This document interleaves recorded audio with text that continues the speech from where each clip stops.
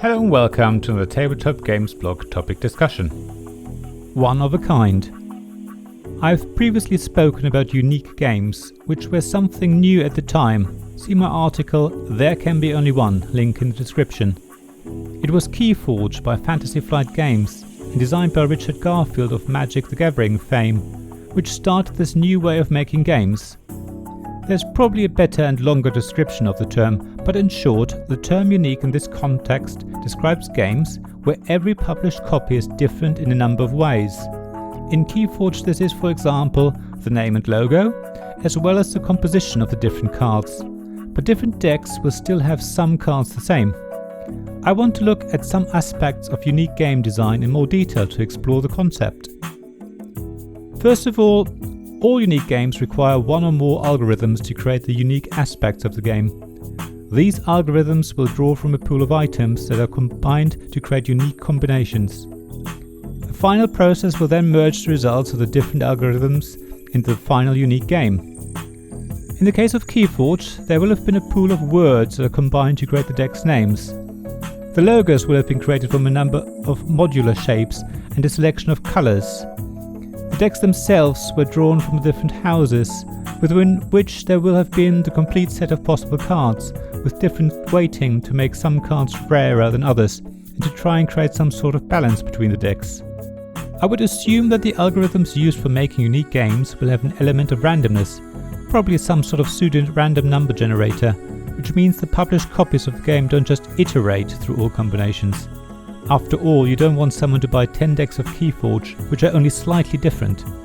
Of course, it is possible that the randomization is created during distribution, but incorporating the step into the creation process for the game seems more likely to me. There's another branch of game design that uses randomness, which I think is closely related to unique games. Look at Continental Drift or Tabula Rasa by Max Seidman, for example, and you see games that create random maps, randomly seeded with tokens. The rules for these games are the same, irrespective of the randomly created map and starting setup, just like they are for unique games. That means you can learn the game and play it many times, depending on the number of possibilities created by the source pool used by the random algorithm. Of course, it doesn't have to be maps and tokens, but could be cards and deck composition.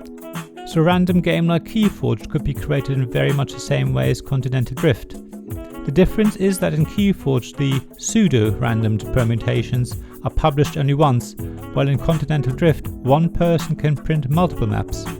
However, I don't see why Max Seidman couldn't turn round and keep the algorithm to himself and sell Continental Drift as a unique game instead. Sticking with this idea of creating random starting setups like in Continental Drift, you could see how this idea could be used in world exploration or role-playing games. You could have a set of tiles representing the world that are randomized in some way for players to explore. Or you could have randomly created maps seeded randomly with enemies for a party of adventurers to explore. However, you would obviously need to create some sort of restrictions to the randomness, just like Continental Drift does. It couldn't be completely random, or you would probably end up with situations where a randomly generated RPG has all monsters in one place, making it impossible for the band of fighters to defeat. Taking another step back, you could argue that pretty much all card games are similar to the above-mentioned random games. After all, every time you shuffle cards, you create a different starting position, but the rules remain the same, so Flux and Star Realms could be seen in the same way, and it wouldn't have to be cards. It would apply to any game where randomize the starting setup. The difference here is that I don't expect anyone ever attempting to sell differently shuffled decks of cards as unique. After all, the deck, cards, illustrations and everything else is always the same. The only thing that would be unique would be the order of the cards in the deck.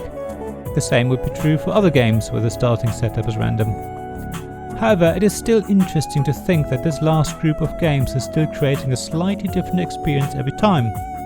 I've often found it with Star Realms, for example, where the offer row might work in my favour, and if I then have a good shuffle of my deck and a luck draw, it can create a really interesting moment in the game, while other players of the game can be more average. Of course, this is what randomness is all about at the end of the day. It creates the potential for extreme situations that nobody could have expected. So I still think that we will see more of unique games, especially those randomly created games that aren't quite unique, but could be, such as Continental Drift. Thank you very much for listening to this Tabletop Games blog topic discussion. There is a written version of it on the blog. Please see the link in the description below. There you'll also find links to my Ko-fi and Patreon pages if you want to support me financially.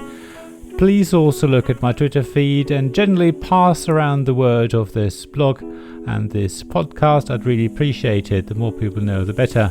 If you are on Apple Podcasts, please also leave a review and leave some stars. But other than that, thanks very much for listening, and I'll hope to see you again soon. This podcast was made possible by my Patreon supporters: David Miller of Subquad Publishing, James Naylor of Naylor Games, Paul Grogan of Gaming Rules, Robin Kay of Rune Sky Games, Sarah Reed of Undine Studios, Tim Vernick, and Richard Simpson of We're Not Wizards.